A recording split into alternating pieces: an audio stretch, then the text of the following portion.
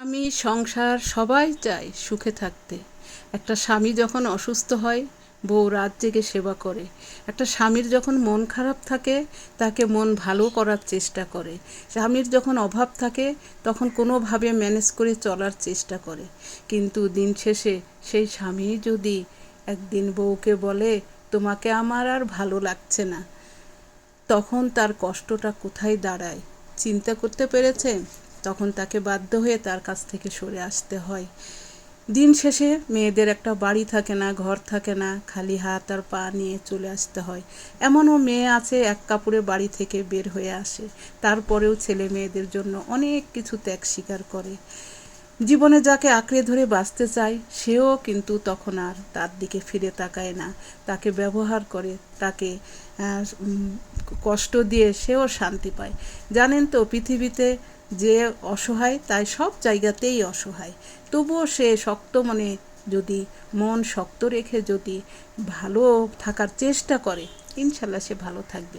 মেয়ের সাথে চলে গেছিলাম মেলায়।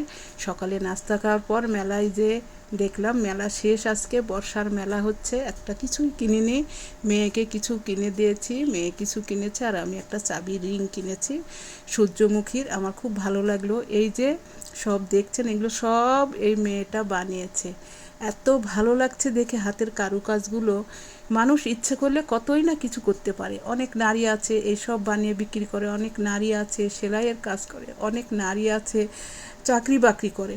যেভাবেই হোক জীবনটা তো কেটে যায়। তো যাই হোক, অনেকে আপনাকে আশা দিবে, আশা দিয়ে নিরাশা করবে, বারবার আপনাকে ঠকাবে, আপনাকে বারবার ঠকিয়ে সে হাসবে, শান্তি পাবে। কিন্তু তবুও আপনি থেমে থাকবেন না। জীবনে চলার পথে যদি আপনার মনটাকে শক্ত করে চলেন তাহলে অবশ্যই আল্লাহর উপর ভরসা রেখে চললে আল্লাহ অবশ্যই একদিন না একদিন আপনার সফলতা আনবেই। নারীকে যখন বলা হয় তার ভালো লাগছে না, তখন সে কিন্তু তার শুধু স্বামীকেই হারায় না, পুরো বিশ্বাসটাকেই হারিয়ে ফেলে।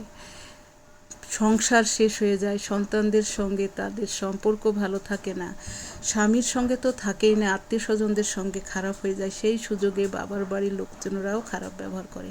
তো যাই হোক, মেলা থেকে বের হয়ে দেখি এখানে ওজন মাপছে। তো ওজনটা মাপলাম, মাপার পরে দেখি আরও 2 কেজি ওজন বেড়ে গেছে। তো যাই হোক, এখন ডায়াবেটিসের মানুষ, খাওয়া কন্ট্রোল করতে হবে। আমি যখনই বাইরে আসি একটু করে ওজন মাপি। দুপুরে এসে রান্না শুরু করে দিয়েছি। এটা কাঁচা কলার তরকারি রান্না করছিলাম। তো কাঁচা কলার চোচাগুলো ছোটো করে কেটে রসুন দিয়ে ছোট্ট একটা আলু কেটে দিয়ে ওটাকে ভেজে কাঁচামরিচ দিয়ে ভেজে পাটায় পিষে ভর্তা করেছি। আর এই যে কাঁচা কলা দিয়ে রুই মাছের ডিম দিয়ে ঝোল, এইসবই আজকে রান্না হচ্ছে। আর একটা করেছি সবজি, পাটায় বেটেছি, বাটাটা দেখাতে পারিনি। তো যাই হোক, আর সবজিটা সুন্দর হয়েছে, যে পাতলা ঝোল করেছি, আর ভাত আর দুধ জাল করেছি টক দই করার জন্য। এইসবই ছিল। ভিডিওটা ভালোবেসে অবশ্যই লাইক কমেন্ট শেয়ার করে দিবেন। আল্লাহ হাফেজ।